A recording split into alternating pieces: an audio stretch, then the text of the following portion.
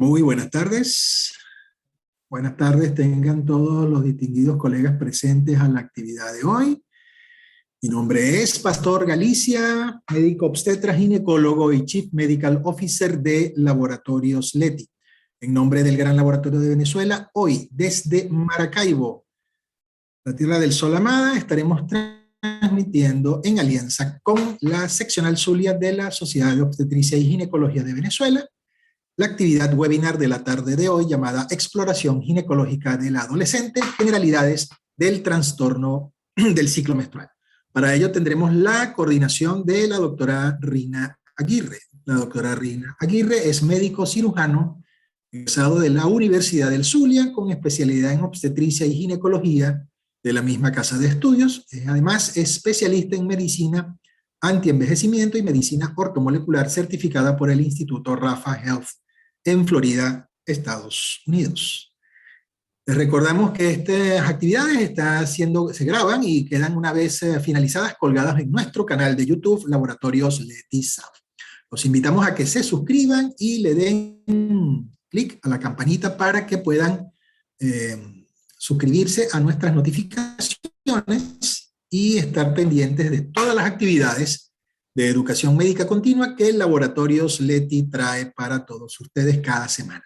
Como un amable recordatorio, les indico que a partir de este momento, por favor, mantengan apagadas sus cámaras, silenciados sus micrófonos, así como cualquier equipo o dispositivo electrónico que pueda causar interferencia con la transmisión de este evento. Asimismo, les recuerdo, pueden realizar sus preguntas por medio del chat para iniciar con el proceso de discusión o de preguntas y respuestas al final de la conferencia de la doctora de Sousa. Una vez más, en nombre del Gran Laboratorio de Venezuela, Laboratorios Leti, les damos las gracias por estar acá con nosotros y los dejo en la amable compañía de nuestra moderadora de la tarde de hoy, la doctora Rina Aguirre. Doctora Aguirre, los micrófonos son suyos.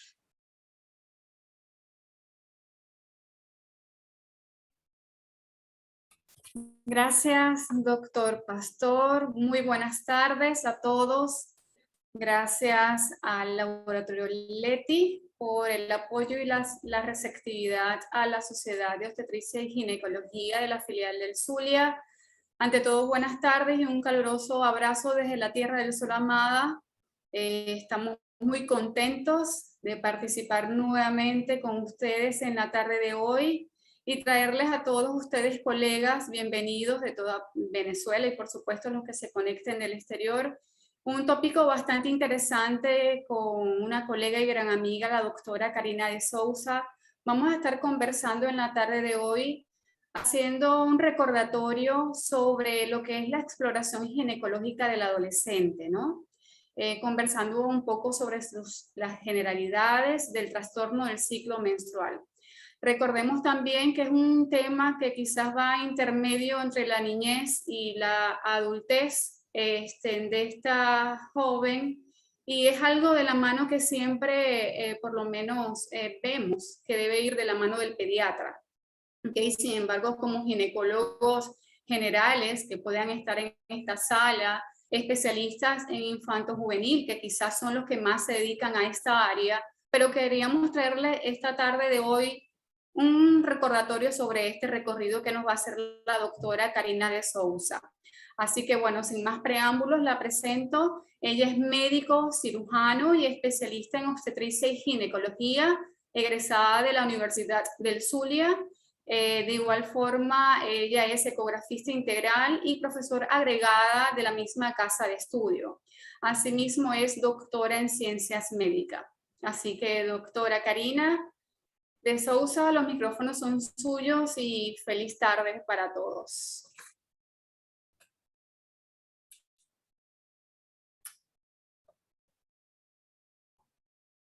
Doctora Karina, ¿nos escucha? Muchas gracias, gracias por la invitación, muy amables. Hoy, bienvenidos a todos. Hoy vamos a hablar de un tema bastante importante para nosotros los ginecólogos y, como lo dijo Rina, también para los pediatras y sobre todo para una parte de la población que a veces está un poco desasistida, que son las adolescentes.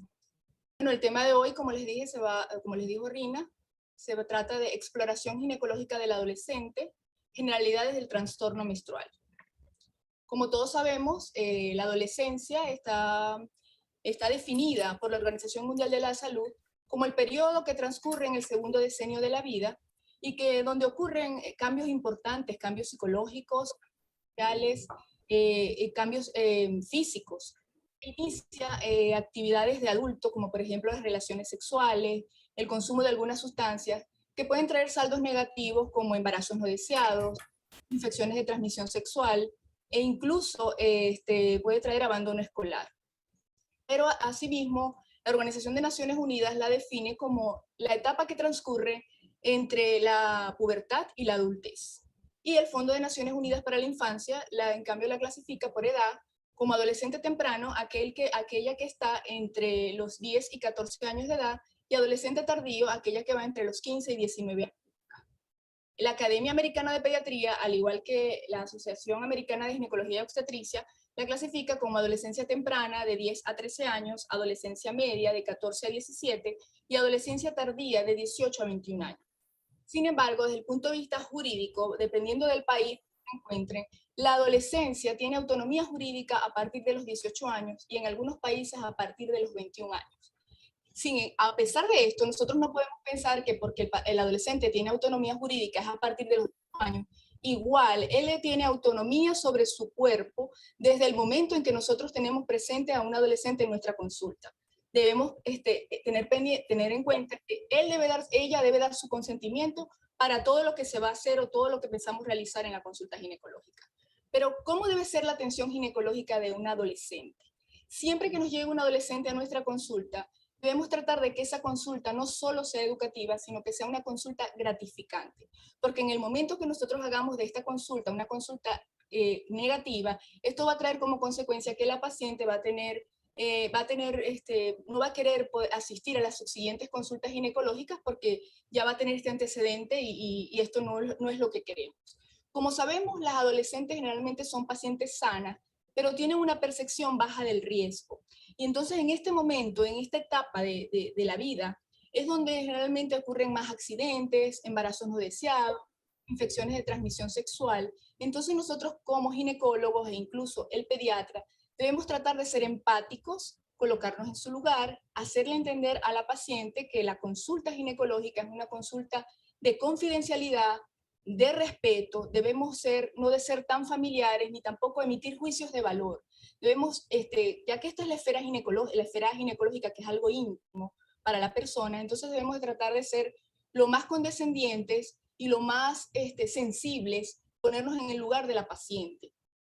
Sabemos entonces que el objetivo de nuestra consulta casi siempre es determinar si hay alguna alteración del aparato ginecológico, sobre todo del área genital, pero también debemos de determinar si hay alguna otra patología, si hay alguna patología, y si la hay debemos tratarla, y por supuesto indicar los exámenes complementarios que sean necesarios. Pero como siempre, o sea, lo que debemos hacer es respetar la autonomía y siempre obtener el consentimiento de la paciente en el momento que acuda a nuestra consulta. ¿Cuáles son las principales indicaciones de la consulta ginecológica? O sea, ¿qué es lo que nos llega a nosotros en la consulta? Generalmente, o lo más frecuente, son los trastornos menstruales por exceso o por defecto, las dismenorreas, los trastornos de la pubertad, trastornos mamarios, sobre todo por alteraciones de crecimiento mamario irregular o por nódulos, dolor, signos de hiperandrogenismo, patología vulvar, como por ejemplo edemas, eczemas, úlceras, inclusive verrugas, secreciones o inclusive sangrados, dolor abdominal pélvico, alteraciones de la diferenciación sexual, infecciones de transmisión sexual, abuso sexual, embarazo y anticoncepción. Pero siempre que nosotros vayamos a realizar una consulta, cuando nos llegue un adolescente a nuestra consulta, vamos a hacer, por supuesto, una historia clínica, como hacemos con todas nuestras pacientes, pero haciendo puntuación o teniendo importancia en ciertas cosas. En los antecedentes familiares, recoger todos los antecedentes familiares que ya sabemos, pero sobre todo investigar bien la historia ginecológica de la madre y hermanas, como por ejemplo el momento de la menarquia y la menopausia. En cuanto a los datos generales, aparte de todos los datos, debemos hacer bastante hincapié en cómo es la alimentación de esa paciente, si han habido cambios en el peso, si presenta acné, si tiene secreciones. En cuanto a los antecedentes generales, los mismos que recogemos en cualquier paciente, tratar de investigar acerca de cómo ha sido el crecimiento y desarrollo cronológico puberal. Las características menstruales, pues debemos investigar la menarquia, cómo son sus ciclos, la fecha de última regla, la dismenorrea, el número de apósitos que utiliza durante la menstruación, o sea, el número de toallas sanitarias o tampones o la copa, si la cambia muy frecuentemente, y los antecedentes ginecológicos, sobre todo. Esta parte de los antecedentes ginecológicos con la adolescente, ojalá pudiésemos tener un momento a solas con ella, porque en este momento es que vamos a preguntar acerca de las relaciones sexuales, el inicio o el número de parejas, si desea información acerca de anticonceptivos orales, si ha tenido embarazos, abuso, si quiere saber cómo es el uso de los preservativos. Y no siempre dar por sentado que porque una paciente consulte y nos diga que ha tenido relaciones sexuales, pensar siempre que la paciente es heterosexual.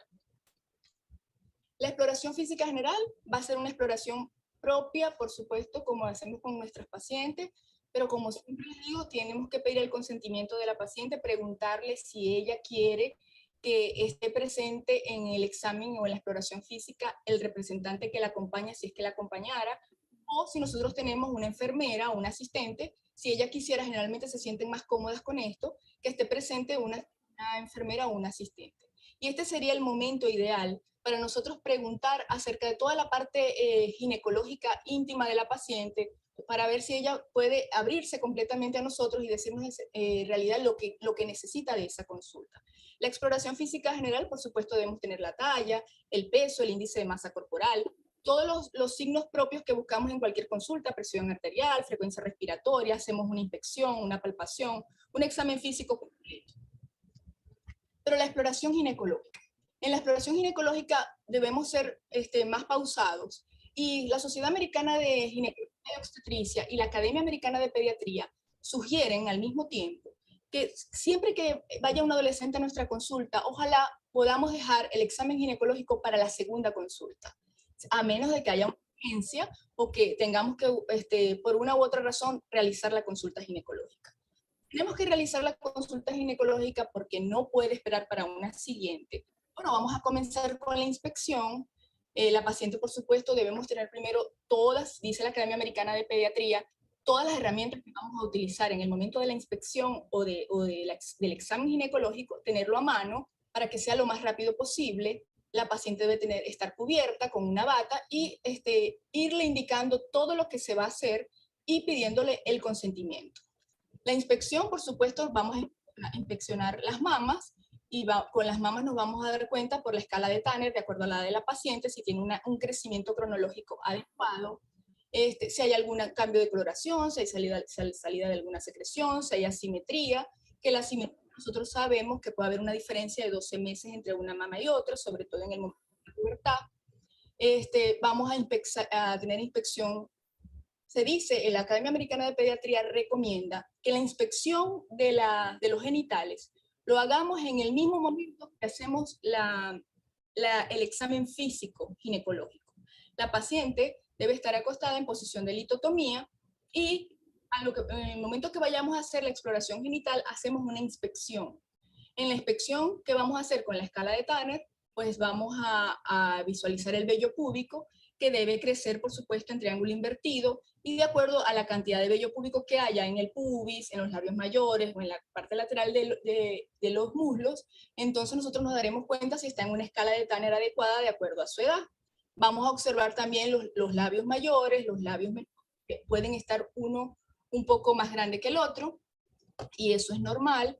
Vamos a observar el introito vulvar, vamos a ver el himen y vamos a ver el clítoris. Si tenemos un clítoris que es grande o que nos impresiona que es mayor de 1 centímetro, esto nos puede dar una idea de que estamos ante la presencia de hiperandrogenismo o de una enfermedad de las glándulas suprarrenales o una enfermedad estrogénica.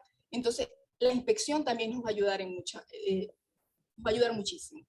Aparte de eso, si vemos que hay alguna secreción o es paciente que viene referida por un abuso y necesitamos tomar una muestra, la Academia Americana de Pediatría recomienda que utilicemos un hisopo para tomar muestra del canal vaginal Si es necesario tomar una muestra del canal vaginal sin que haya contaminación vulvar, entonces podemos utilizar un espéculo virginal. Se sugiere preferiblemente que esté tibio, que lo coloquemos un poco de agua para que sea menos traumático, y siempre explicarle a la paciente qué se va a hacer.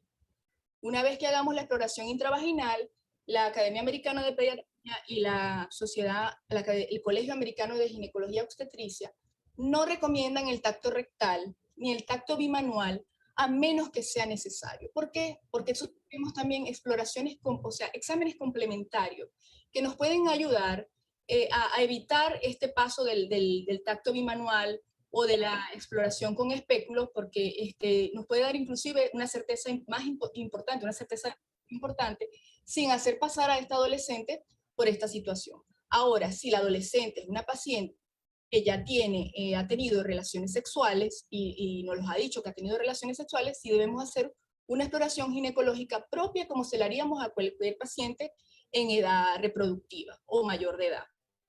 Y esta exploración no debemos tomar citología porque, como está descrito en la mayoría de los consensos, la citología debe tomarse solo en pacientes a partir de los 21 años, lo recomiendan en los países de Latinoamérica, y en los Estados Unidos se recomienda a partir de los 25 años en pacientes sanas.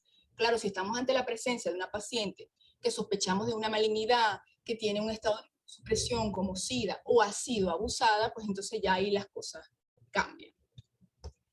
Las exploraciones complementarias que tenemos son muchas. La ecografía ginecológica, que es el brazo que nos ayuda a todos los ginecólogos y nos da bastante información, muchísimo, en pubertad precoz, en retraso puberal, en cuando sospechamos de masas pélvicas, en alteraciones menstruales, en sangrado prepuberal. La ecografía mamaria, por supuesto, cuando vemos nódulos mamarios, hay mastitis, infecciones. La rayos X de muñeca y mano, sobre todo para determinar la edad ósea cuando sospechamos de trastornos del crecimiento o alteraciones endocrinológicas. Cuando tenemos sangrado excesivo, pues usamos pruebas como el hemograma, pruebas de coagulación, transferrina, hormonas incluso, hormonas tiroideas. En sangrado frecuente o ausente, aparte del hemograma, también usamos progesterona, por supuesto la beta-HCG, siempre que tengamos pacientes con amenorrea, que ya tengan caracteres sexuales secundarios. Siempre debemos entonces realizar, o que vengan con un sangrado excesivo o con una amenorrea, la prueba de embarazo es mandatoria, o sea, es lo primero que debemos hacer. En el caso de que tenemos pacientes con hirsutismo e hiperandrogenismo, pues también tenemos todas las hormonas, FSH, LH, estradiol, progesterona, dehidroepiandrostenediona, también vamos a llevar insulina, la globulina fijadora de hormonas, la glicemia, etc. Por supuesto, en pacientes donde sospechemos pubertad precoz, entonces tenemos el test de LH-RH. También podemos usar la gonadotrofina colónica pulsada, en los tumores ováricos marcadores tumorales, y en el caso de agresión sexual o sospechemos de enfermedad inflamatoria pélvica, vulvovaginitis, pues entonces podemos utilizar, hacer un cultivo, los cultivos generales o los cultivos para clamidia, para gonorrea como el Tanger Matir, y evaluar todas esas enfermedades o infecciones de transmisión sexual.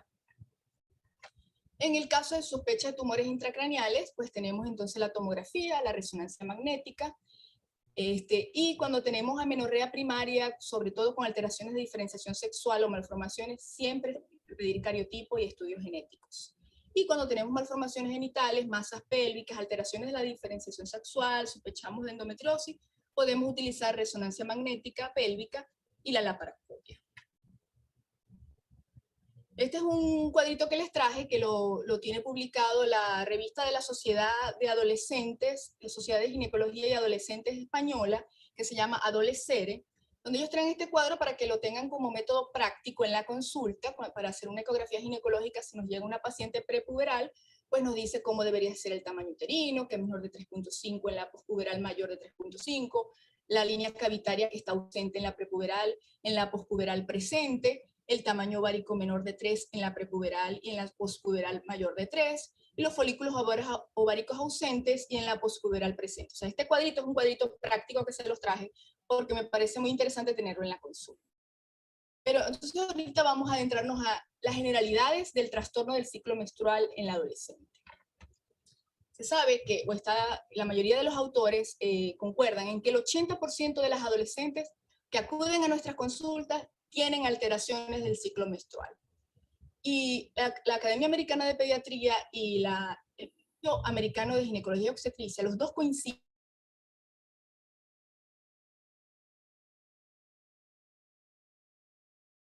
como un signo vital. Porque ellos dicen que una paciente que tenga de aparentemente sana, que tenga un ciclo menstrual normal, esto nos da a nosotros prácticamente, nos descarta muchas patologías y nos dice que esta paciente probablemente tendrá un reproductivo y un ciclo de fertilidad normal. El ciclo menstrual, se dice que el promedio de la menarquia es aproximadamente de 12.6 años. Sin embargo, hay algunos autores que dicen que, sobre todo autores en pediatría y en ginecología, dicen que la menarquia normal, el rango puede ir entre 9 y 15 años para algunos autores, para otros autores entre 10 y 16 años, con un promedio de 12.6 años. La longitud del ciclo normal es de 20 a 45 días, pero el ciclo menstrual es más flexible en las adolescentes que en las mujeres ya en etapa reproductiva. En etapa, ¿Por qué? Porque las pacientes las posmenárquicas, o sea, una vez después de la menarquia, pueden tener ciclos incluso cortos, ciclos menores de 21 días o ciclos mayores de 45 días, y esto sería normal, porque esto va a depender de la edad ginecológica de la paciente. Pacientes con una mayor edad ginecológica pueden tener ciclos entre 21 y 34 días porque son ciclos generalmente ováricos, y esto también es normal. La duración normal de la menstruación es aproximadamente de 2 a 7 días, y las pérdidas se dice que no más de 80 ml por ciclo, entre 30 ml por día, que eso aproximadamente lo pudiéramos medir subjetivamente, 6 toallitas a 6 tampones diarios.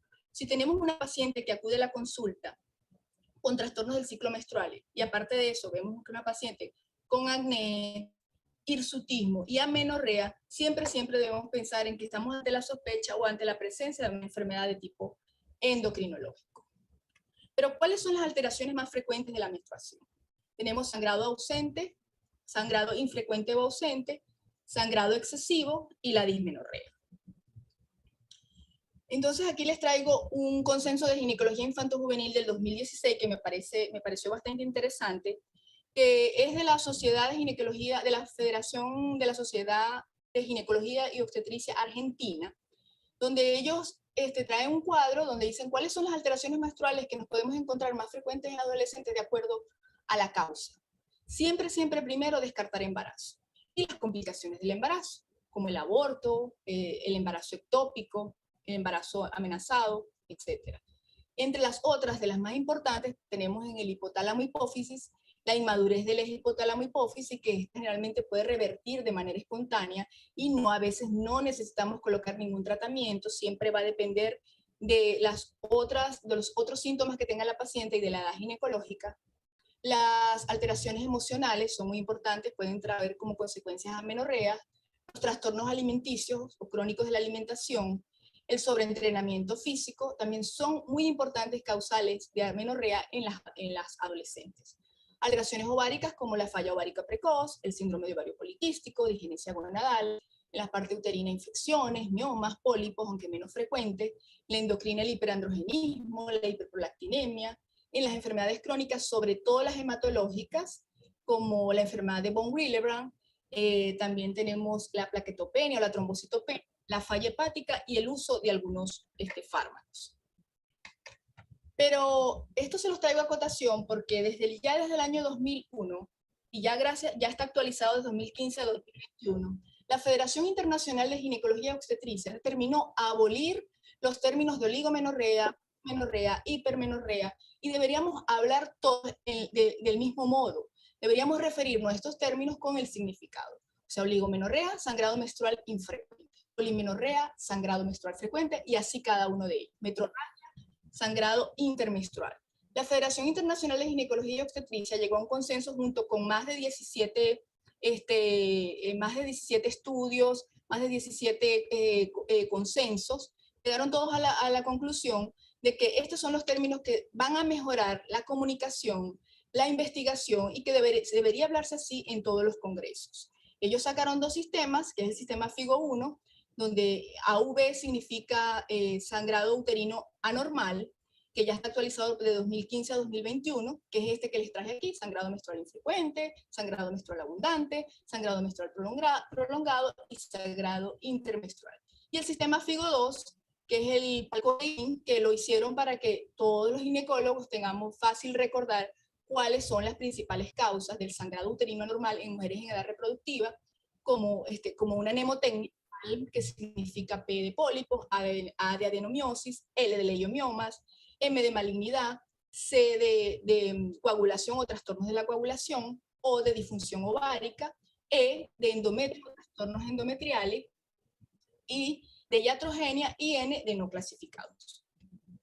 Entonces nosotros vamos a hablar con los términos de sangrado infrecuente o ausente, que sería la amenorrea. Entonces, el sangrado infrecuente o ausente es la ausencia de menstruación, pero a pesar de que debemos actualizarnos, el concepto de amenorrea sigue estando en vigencia. El de Esperov, por ejemplo, que creo que es un libro que manejamos todos los ginecólogos. Bueno, creo que en Venezuela era como nuestra Biblia en ginecología para muchos, como así los vestigios en anatomía. Pues entonces Esperov todavía sigue vigente su concepto de que amenorrea es el sangrado o la ausencia total de la menstruación, que no debe considerarse una enfermedad, sino un síntoma. Y para que la ovulación ocurra, esto está todo coordinado por un sistema central, que es el eje hipotálamo-hipófisis, la respuesta de feedback o las señales de feedback, la respuesta ovárica, que todo esto puede ser por la tiroides, glándulas adrenales. Cualquiera que te ocurra una alteración en alguna de estos niveles va a traer como consecuencia amenorrea. Entonces, ¿qué es la amenorrea primaria? La amenorrea primaria es la ausencia de menarquia. Pero tenemos una ausencia de menarquia a los 16 años de edad.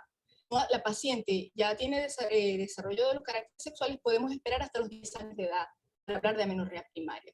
Pero si nos llega una paciente con 14 años de edad, desarrollo de los caracteres sexuales secundarios, ya también podemos hablar de amenorrea primaria.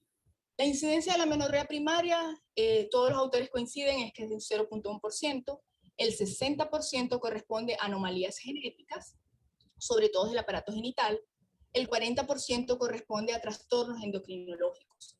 Y la amenorrea secundaria no es más que aquella adolescente que ya tuvo su menarquia, pero después pasan 3 meses o 12 semanas sin menstruación. Las causas, a veces hay causas comunes con la amenorrea primaria, pero siempre debemos descartar embarazo. Pero las principales causas pudieran ser alteraciones en el peso, estrés, ejercicio físico intenso, un síndrome de ovario poliquístico, y un síndrome de ovario poliquístico que también pudiéramos descartar ya con toda la evaluación, exámenes complementarios de los que les hablé anteriormente. La Academia Americana o la Clínica Norteamericana del 2018, julio de 2018, tiene un apartado que se llama desórdenes menstruales del adolescente, donde ellos dicen que las principales causas de amenorrea primaria, o sea, con caracteres sexuales secundarios desarrollados, tienen las malformaciones del tracto uterino, retraso funcional, insensibilidad androgénica, síndrome de resistencia ovárica y el embarazo. Pero sin caracteres sexuales secundarios, siempre pensar en falla gonadal, disfunción hipotalámica, tumores hipotálamo-hipoficiarios, hipopituitarismo, hiperprolactinemia o hipotiroidismo. Aquí les traigo un algoritmo para el diagnóstico de amenorrea primaria con caracteres sexuales secundarios. Si tenemos, habiendo hecho una anamnesis, historia clínica, con una buena exploración ginecológica, y bueno, entonces usando exámenes complementarios, si tenemos un aparato genital donde vamos a ver que está anormal, porque tenemos un útero ausente, siempre que tenemos un útero ausente, entonces debemos pensar en realizar cariotipo de exámenes genéticos. Si la paciente es 46XX, entonces debemos pensar en que pudiéramos estar ante la presencia de un síndrome de Rokitansky-Kussler-Hauser. Si tenemos una paciente con un aparato genital, con útero ausente, con un cariotipo 46XY, entonces debemos pensar que estamos en presencia de síndrome de feminización testicular. Si tenemos el útero presente, entonces debemos pensar que hay un himen perforado, un septo de vagina, como en el síndrome de Ovira, una ausencia de vagina. Y un aparato genital normal, protocolo para amenorrea secundaria, vamos a hablar más adelante. Esta es una tabla que la tiene dada edad de ginecología de Buenos Aires. Y este es algoritmo, en este caso, se haría entonces la historia, la exploración completa, el test de embarazo, y una vez que tengamos test de embarazo negativo, lo primero que debemos hacer es pensar si tenemos una prolactina que está disminuida, que está elevada, entonces, ¿qué es lo primero? Nosotros hacemos evaluación de la silla turca, que si está normal, pensamos simplemente que estamos ante la presencia de una hiperprolactinemia funcional. Si está normal, pensamos entonces que estamos ante la presencia de un tumor hipoficiario y ya hacerlo de la causa. Y dependiendo de lo que encontremos, o vamos a usar cabergolina,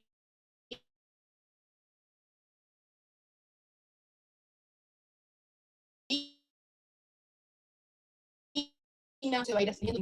Si entonces FSH baja, pues recurrimos a nuestro antiguo test de gestágeno, que si está negativo, hacemos un test de estrógeno y progesterona, que si está negativo, entonces pensamos que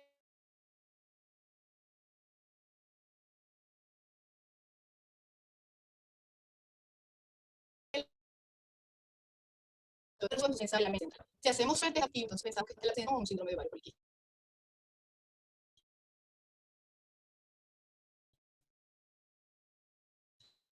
Estamos en la presencia de falla ovárica precoz. En la falla precoz nosotros deberemos repetir en varias oportunidades, o sea, hacer varias pruebas, por ejemplo, el test de LHRH, porque la falla ovárica precoz no es muy frecuente y debemos estar seguros de hacer un test de gonadotrofina para diagnosticarla.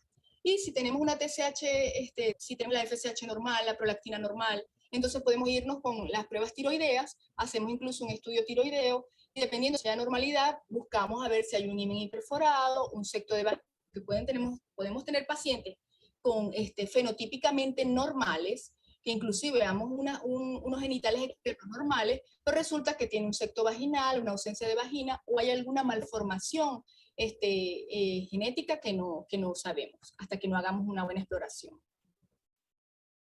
La otra causa por la que nos consultan las adolescentes, a la mayoría de nosotros, es el sangrado excesivo o el sangrado uterino anormal en las adolescentes. Se dice que el 80% de los casos que nos consultan son de causa funcional y el 20%, que es menos frecuente, es orgánica y secundaria a alteraciones de la hemostasia. La mayoría es causada por alteraciones de la coagulación. Se habla de que la enfermedad de von Willebrand es una de las más frecuentes, que es porque hay disminución de este factor, o inclusive también del factor 8, alteraciones plaquetarias. Se dice que las causas orgánicas son raras y siempre debemos descartar embarazo o complicaciones de embarazo, como aborto y embarazo ectópico. Pero lo más importante cuando tenemos una paciente con un sangrado excesivo anormal, entonces nosotros tenemos que, aparte de haber hecho un buen examen físico, o usar estudios complementarios como la ecografía, el hemograma, pruebas de coagulación, test de embarazo, pero el objetivo de nosotros va a ser mantener la estabilidad hemodinámica de esa paciente, corregir la anemia, bien sea o crónica, y recuperar tanto el patrón menstrual normal como prevenir sus recurrencias. El uso de ferroterapia siempre está indicado, antiinflamatorios no esteroideos, antifibrinolíticos como el ácido tranexámico, progestágenos y estrógenos. El Consenso de Ginecología Infanto-Juvenil de la Sociedad Argentina, ellos la clasifican como sangrado excesivo o sangrado uterino anormal en adolescentes como leve, moderado y grave. El leve, cuando tenemos pacientes que están estables, hemoglobina mayor de 11, generalmente aquí podemos darles tratamientos hormonales, simplemente usar AINES e inclusive ácido tranexámico. Pero si la paciente tiene recurrencia, entonces podemos usar anticonceptivos, estrógeno, progesterona o progestágeno cíclico de 3 a 6 meses. ¿Qué anticonceptivo podemos usar? Aunque nosotros no queremos, nosotros lo que queremos es que haya un ciclo normal. Y en algunas oportunidades podemos usar el anticonceptivo que queramos, el con el que usted tenga mayor experiencia. Por ejemplo, en mi caso utilizo drospirenona. Los que tienen drospirenona, ¿por qué? Porque es muy bien tolerada por las adolescentes, adelgaza muy rápido el endometrio, aparte de eso no produce retención hidrosalina y tiene un efecto clínico que a las adolescentes les gusta mucho, pero ya eso va a depender de la experiencia que cada quien tenga con los anticonceptivos. En el caso de moderada, la hemoglobina, pacientes con hemoglobina de 9 a 11, que ya tienen más de 10 días sangrando, entonces pudiéramos usar combinaciones de estrógeno o progesterona o progestágenos a dosis decrecientes más ferroterapia. Ellos recomiendan que cuando tengamos una paciente con hemoglobina de menor de 9, o inclusive si tenemos menor de 7, pues ya sabemos todos que hay que hospitalizar. Entonces debemos usar hormonas a alta dosis y considerar la transfusión sanguínea. Entonces, para el tratamiento de hemorragia leve, ellos indican progestágeno o nos recomiendan progestágeno en ciclos cortos, que es la medroxiprogesterona vía oral que todos conocemos, 10 miligramos vía oral, del día 16 al día 25. Aquí no estamos indicando anticoncepción, sino es el ciclo menstrual. O podemos utilizar progesterona micronizada de 200 a 300 miligramos al día también del día 16 al 25 del ciclo. También recomiendan el uso de terapia de sustitución hormonal, como estrógeno progesterona del valerato de estradiol, 2 miligramos, más levonorgestrel, un comprimido al día por 21 días. O podemos usar un anticonceptivo de estrógeno progestágeno, un comprimido al día por 21 días a 28 días. En el caso de la hemorragia moderada a grave, aquí entonces aumentamos la dosis de progestágeno, 20 miligramos vía oral por 10 días, el acetato de norestinona vía oral 20 miligramos por 2 días, luego 15 miligramos día por 2 días y 10 miligramos día por 7 días, pero no se está consiguiendo aquí en Venezuela, pero ahorita con la apertura probablemente de tantos medicamentos nuevos en farmacia, volvamos a tener nuestra terapia de restitución hormonal o de sustitución hormonal de nuevo en todas las farmacias. Hay algunos que están llegando ahora. Estrógenos progestágenos también como anticonceptivo. Entonces, si tenemos un anticonceptivo oral, pues entonces indicamos altas dosis. 4 comprimidos al día, 5 a 7 días, y luego un comprimido al día por 3 semanas. Y en consenso mundial, pues la mayoría recomienda entonces que en el caso de que también, aparte de que queramos disminuir el sangrado, pero que queramos utilizar un método, ayudar al adolescente a que tenga un método anticonceptivo práctico, lo que siempre se recomiendan son los LARC. Y la GnRH en realidad está un poco en desuso porque puede producir muchos síntomas como de menopausia, y entonces está un poco en desuso. Los LARC son los anticonceptivos que más se están indicando ahora en la mayoría de los países para las adolescentes. Y por último, algo que por lo que siempre nos consultan nuestros pacientes es por la dismenorrea. La dismenorrea es muy frecuente en las adolescentes, se dice que casi el 100%, 81% de los casos presenta amenorrea, y es más frecuente entre los 14 y 19 años de edad, porque son pacientes que tienen una edad ginecológica más avanzada y generalmente son ciclos ovulatorios. El 9% de los casos es limitante, y siempre debemos tener como herramienta la ecografía ginecológica. Es excelente porque nos va a ayudar a realizar el diagnóstico diferencial con endometriosis, malformaciones uterovaginales, enfermedades inflamatorias pélvicas, entre otras. ¿Cómo la clasifican? Casi la mayoría de los autores la clasifican como leve, moderada y severa, y va a depender de la limitación física que ésta produzca. Leve cuando la paciente simplemente con cualquier calor local o con un reposo leve, la paciente realiza sus actividades físicas normales. Moderada cuando la paciente o la adolescente generalmente no quiere acudir a deporte en el colegio, bueno, así la clasifican como una dismenorrea moderada. Y severa cuando ya es limitante para cualquier actividad física. Los síntomas frecuentes, como todos sabemos, pueden haber síntomas premenstruales, pero durante la menstruación, dolor abdominal, dolor en las piernas, náuseas, vómitos, cefalea, mareo, irritabilidad, diarrea, entre otros. ¿Cuál es el tratamiento de la dismenorrea? El tratamiento de la dismenorrea no tiene ahorita nada nuevo que se haya encontrado, simplemente se habla de que hay un tratamiento no farmacológico y un tratamiento farmacológico. El tratamiento no farmacológico, y que generalmente lo que se indica y que ha dado muy buenos resultados, porque generalmente a veces por hiperestrogenización, entonces se indica que la paciente tenga una dieta adecuada con disminución de las grasas, con selección de hidratos de carbono, y que esta paciente aumente el consumo de omega 3. Algunas pacientes mejoran con calor local, con algunos tés, aunque eso no está demostrado científicamente, pero sobre todo la actividad física y el cambio en la dieta mejora muchísimo. Pero el tratamiento estándar farmacológico para la dismenorrea siempre han sido y seguirán siendo por los momentos los antiinflamatorios no esteroideos, ya que sabemos que ellos inhiben la síntesis de prostaglandina, y no solamente que inhiben la síntesis de prostaglandina, sino que actúan también a nivel de la ciclooxigenasa, y esto va a traer también como consecuencia disminuir un poco el sangrado. Entonces podemos indicar cualquier antiinflamatorio no esteroideo, como naproxeno, ácido mefenámico, diclofenac, ibuprofeno, el que esté a su alcance. Algunos los asocian con antiespasmódicos dependiendo de los otros síntomas que tenga la paciente. Y en el caso de que no mejore, entonces ahí nosotros pudiésemos indicar anticonceptivos orales por 3 a 6 meses. Pero es muy importante el uso de anticonceptivos orales en las adolescentes, porque a veces simplemente por querer mejorar podemos dañar, porque las pacientes en la etapa de los primeros años de edad ginecológica pueden tener alteraciones del eje hipotálamo hipófisis que son normales y que van a revertir espontáneamente. Y nosotros al indicar anticonceptivos podemos ocasionar un down regulation de las NRH y esto va a hacer que el ciclo, el eje no madure adecuadamente o no madure lo rápido o con el tiempo en el que debe hacerse. Entonces el tratamiento farmacológico simplemente van a ser AINES y en el caso de que haya recurrencia y que no mejore, pues entonces podemos indicar anticonceptivos orales, el de nuestra preferencia. En conclusión, es importante discernir entre lo fisiológico y lo patológico y dentro de esto observar y tratar la causa.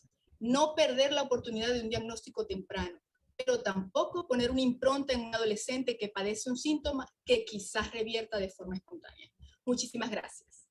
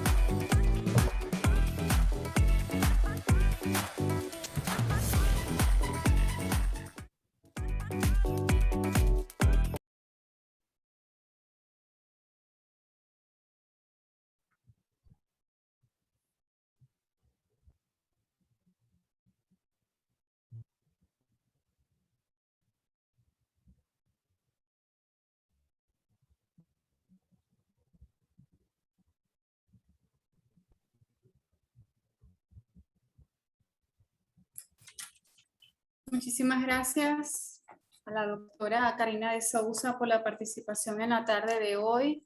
La doctora Karina nos ha hecho un recorrido desde la adolescencia, desde el inicio de la menarquia, pasando su recorrido adolescente, recordándonos un poco sobre esas patologías que puedan estar asociadas genéticas, del eje y todo lo que se puede presentar de manera normal en una adolescente. Esperar los momentos oportunos para indicar el tratamiento y lo más importante, ese abordo precoz.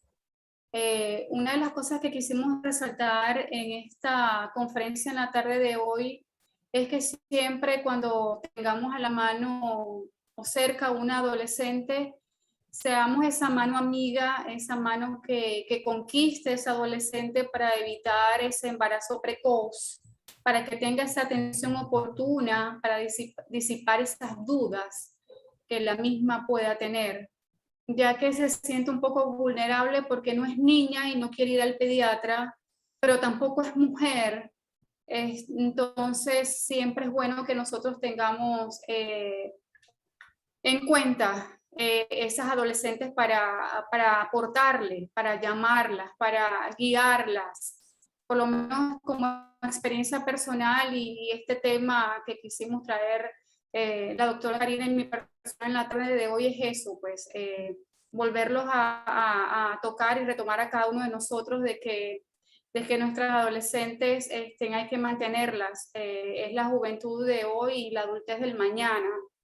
En esta sociedad que todo se ve por la parte del internet y las redes sociales y todo el riesgo que puedan ellas obtener en información, quizás no de muy buena fuente, en toda la libertad que hay hoy en día en las telecomunicaciones. Así que de la mano del pediatra, como siempre lo hemos tratado de manejar, de guiarlas y llevarlas, pues, porque quizás hoy día en algunas partes puede haber ese tema de tabú todavía, que las mamás no hablan con sus hijas y quizás sus papás tampoco hablan con los hijos varones en esta etapa de la adolescencia. Entonces, bueno, cabe destacar que esto ha sido, la doctora Karina nos ha traído un recordatorio en la tarde de hoy, una parte de sensibilizarnos, pues, de que guiemos a ese adolescente y también a su mamá, guiar a dar esa información oportuna.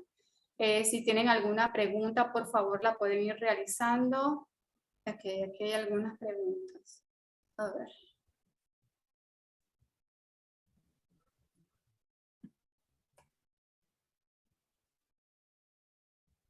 Ok, los anticonceptivos reversibles de larga duración son una alternativa de primera línea para prevenir un embarazo no planificado en cualquier criterio. Que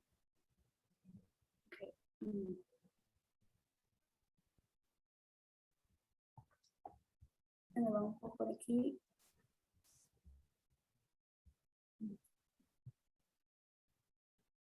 Pasa que son ¿puedes por favor ayudarme aquí con un poco las preguntas? Porque es que se me sube el...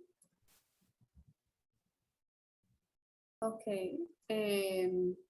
Son preguntas que si los métodos anticonceptivos reversibles de larga duración son una alternativa de primera línea para prevenir un embarazo no deseado en cualquier grupo etario. Pregunta la doctora Vianesca.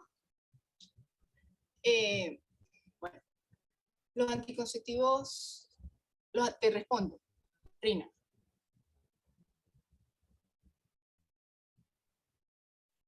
Sí. Los anticonceptivos reversibles de larga duración, los LARCs, que son simplemente los implantes, el que conocemos, no quiero decir nombres comerciales, los implantes que utilizamos y también los intravaginales con liberación de progestágeno, de progesterona. Estos están recomendados por la Organización Mundial de la Salud y por todo el Colegio Americano de Ginecología y Obstetricia y la mayoría de colegios, pero en este caso como estamos hablando de trastornos menstruales, adelgaza muy bien el endometrio, pues eso lo sabemos nosotros, y por supuesto, como es un adolescente, está recomendado porque es mucho más práctico para ella y a veces las pacientes o las adolescentes acuden a nosotros porque no quieren que otras personas sepan que están usando métodos anticonceptivos por el tabú y por todas las cosas que ocurren, que pasan pues en nuestro día a día. Pero son excelentes porque adelgazan muy bien el endometrio, entonces para trastornos menstruales también indicados, y porque además son muy tolerados por las adolescentes y son muy prácticos. Sí, recordando también que para la utilización de este tipo de métodos tienen que tener un peso adecuado, ¿no? Y ver también la necesidad de cada uno de las pacientes, porque si bien es cierto quieren guardar la discreción, la utilización de este método tiene que ser como que bien definido para el perfil del paciente. Por aquí hay otra pregunta que nos realizan: la utilidad del etamucilato en el manejo de la hemorragia de origen ginecológico. ¿El qué?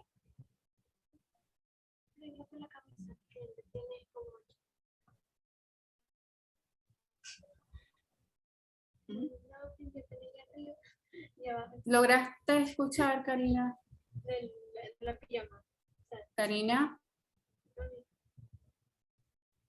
Karina.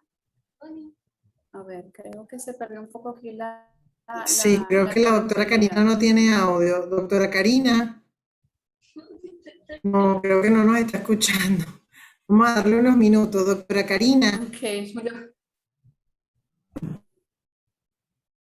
Ok, lo que pasa es que se me pierden un poco aquí las preguntas. Aquí la consulta ginecológica del adolescente puede acudir sola o sin ningún representante. Bueno, si es menor de edad debería acudir con su representante. Sin embargo, doctora, cabe destacar que si bien es cierto, como mencionó la doctora Karina, que son autónomas en su cuerpo, pero menor de edad debería acudir con su representante y mayor de edad puede acudir sola. Karina, te perdimos un ratico. Aquí hay un par de preguntas. No sé si nos lograste escuchar. No, dime, no, es que se va un poco la señal. Dime. Ok, aquí hay una pregunta que se me perdió un poco más arriba. Ok, aquí hay una pregunta que dice que la utilidad del etamucilato en el manejo de la hemorragia. Bueno, no tengo experiencia con el etancilato, pero sobre todo en cirugías, es más que se utiliza sobre todo en cirugía, el etancilato. Sin embargo, yo prefiero el uso del ácido tranexámico, como el ciclocaprón, ese antifibrinolítico sí está indicado e inclusive se encuentra en la mayoría de los consensos. Entonces el etancilato, pues por supuesto yo creo que lo podemos usar, sobre todo se usa muchísimo cuando tenemos problemas durante una cirugía, en hemorragias o algo así, pues está bien indicado y por supuesto puede ayudar a disminuir un poco porque su efecto es el mismo, es un antifibrinolítico. Pero como les digo, desde el punto de vista de mi experiencia, yo generalmente lo que utilizo es ácido tranexámico.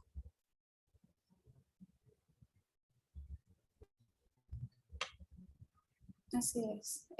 Ok, aquí preguntan también, feliz tarde, en cuanto al uso de anticonceptivos en las adolescentes con sangrados excesivos. Ay. Es que el pase para seguir leyendo es lo que me pierdo un poco. Ay. Si quiere yo la ¿Puedes apoyo, ayudarme, doctora por Rina. favor?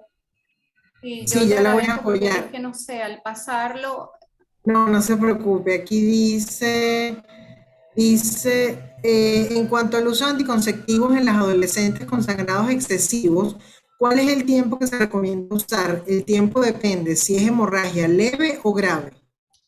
El tiempo, o sea, el tiempo que tú lo vas a usar, por supuesto, vas evaluando a la paciente, pero siempre se recomienda mínimo 6 meses. Incluso, si no mejora, se dan ciclos continuos, donde no se paran. Porque lo que tenemos que es tratar de mejorar el estado de hemoglobina de la paciente, el estado hemodinámico. Podemos tranquilamente utilizarlo 6 meses continuos, pero a menos que la paciente vaya mejorando, está muy mal. Si la paciente va mejorando, podemos acortar ciclos de 21 días. Si no, podemos dar ciclos continuos con cualquier anticonceptivo de alta dosis. Por supuesto, iniciar con altas dosis y luego ir en decreciente, ¿no? Por supuesto, siempre ir en decreciente.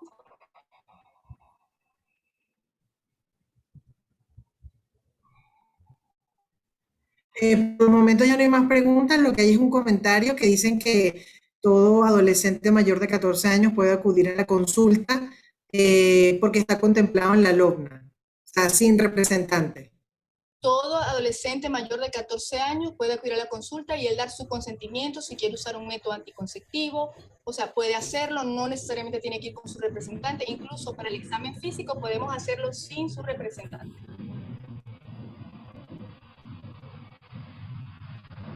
Ahora se habla mucho de restricciones. Por los momentos no hay más preguntas. No sé si tiene alguna pregunta, doctora Rina, doctora Karina, algún comentario. No, lo que quería siempre que quedara claro es que cuando tengamos un adolescente que llegue a nuestra consulta con un trastorno del ciclo, que tenga problemas de trastorno de sangrado menstrual infrecuente, estudiemos bien a la paciente y no nos vayamos de una con anticonceptivos para regular, porque en vez de ayudar podemos hacer más daño que ayudar.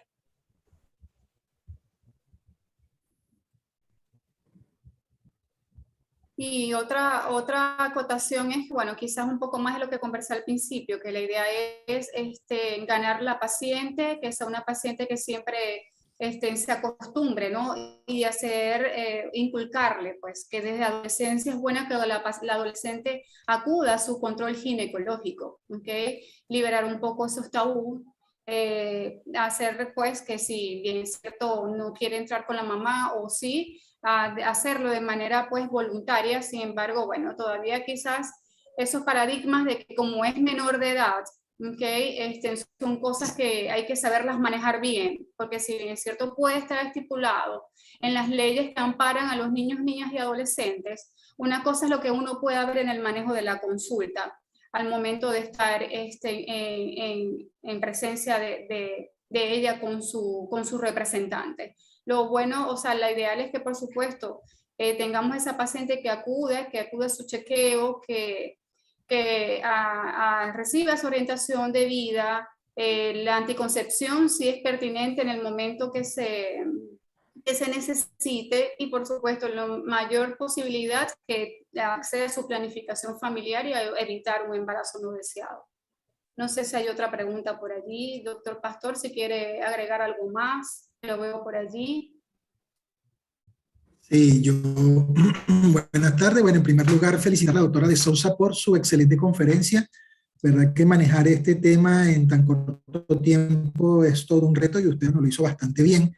Quería puntualizar la importancia que tienen en nuestros hospitales digamos, el curso adecuado de las consultas diferenciadas para adolescentes. Ya la doctora Rina nos decía que en algunos casos, pues muy particulares, que son muchos de ellos, por cierto, las niñas ya no quieren verse con el pediatra, pero tampoco podemos obligarlas a, de pronto, si no están cómodas, a verse con otro tipo de profesionales, tal vez que son más duchos atendiendo adultas. Entonces, el incorporar en nuestros equipos de trabajo a especialistas en ginecología infantil y juvenil, y por supuesto que los ginecólogos de adultos pues tengamos adecuado conocimiento y entrenamiento para el adecuado manejo y atención pues de este grupo etario en nuestras pacientes, sería lo ideal. Ese es como un comentario que quería dejar sobre la mesa. Sí, y de verdad que si la paciente no tiene acceso a acudir pues, a una consulta privada, sabemos que por lo menos en los hospitales hay buen manejo de todo lo que son los programas para ellas. Así que de verdad, colegas, no hay excusa de que usted vea a un adolescente por allí y no lo oriente, por lo menos de una manera de que la pueda orientar y la pueda derivar a su pediatra o al ginecólogo infanto-juvenil, al ginecólogo general, a una consulta pública, a una consulta privada. Recordemos que si nosotros educamos a nuestras niñas y a nuestros jóvenes, a nuestros niños, para quienes son aquí padres, porque sé que muchos de aquí somos padres, de tanto de hembras como varones, si no orientamos a esas consultas, podemos, a orientarlas, mejor dicho, podemos evitar muchas cosas. De hecho, una queremos quizás compartir un poco, una de las primicias que queremos hacer aquí en la seccional Zulia, si alguna otra seccional no la ha tocado, es haber tocado este punto del adolescente para hablar también en un futuro de lo que es la consulta del paciente trans cuando nos acuda. Entonces sabemos que esas son cosas, estos cambios están viniendo en nuestros adolescentes, es cuando ellos comienzan a hacer su diferenciación y dicen, bueno, no me identifico como niña, no me identifico como niño. Entonces, el haber conversado de este tópico en adolescente es en un futuro, en estos webinars, conversar sobre ese tipo de consultas que nos puede llegar a algún paciente de este tipo y saberlo cómo abordar. Porque en Latinoamérica lo vemos, aquí quizás todavía no. Algunos quizás tengan experiencia, pero es bueno que ya comencemos a abordar este tipo de temas y tengamos el conocimiento apropiado del manejo de este tipo de pacientes cuando nos lleguen a consulta. Aquí me quiero hacer eco con el permiso de las colegas. Me quiero hacer eco del comentario de la doctora Sanabria, gran amiga de la ciudad de Valencia, Estado Carabobo, cuando dice que la clave es sembrar valores y autocuidados, porque el conocimiento de prevención, educación y orientación sexual lo tienen, pero no el acceso.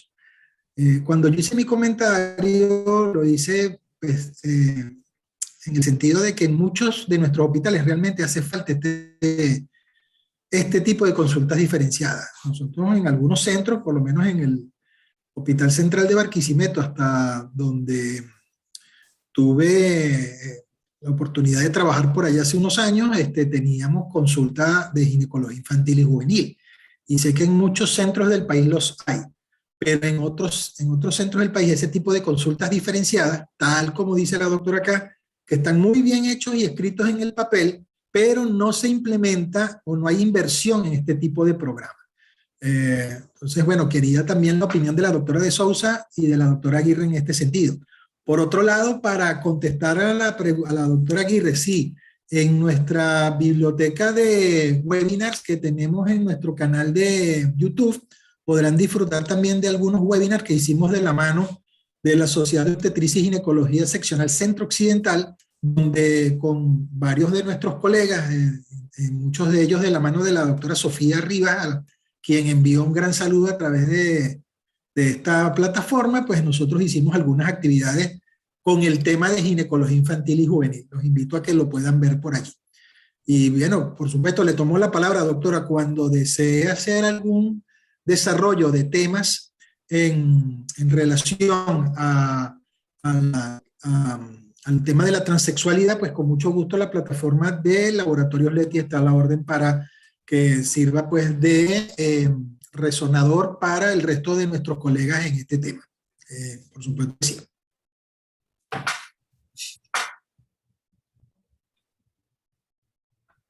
¿Alguna otra pregunta o algo?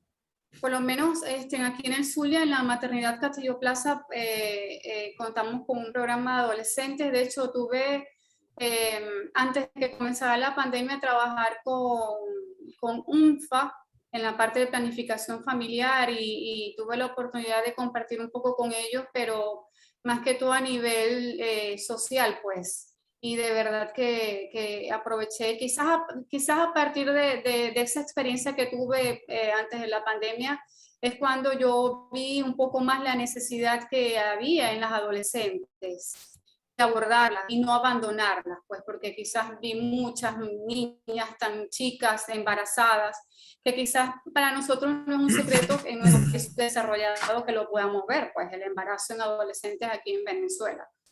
Pero yo pienso que si hacemos todos juntos este trabajo de hormiguitas, los que estamos aquí presentes, pues llevamos esa bandera y tratar de tardar por lo menos esa parte. Creo que hablé ya mucho por hoy.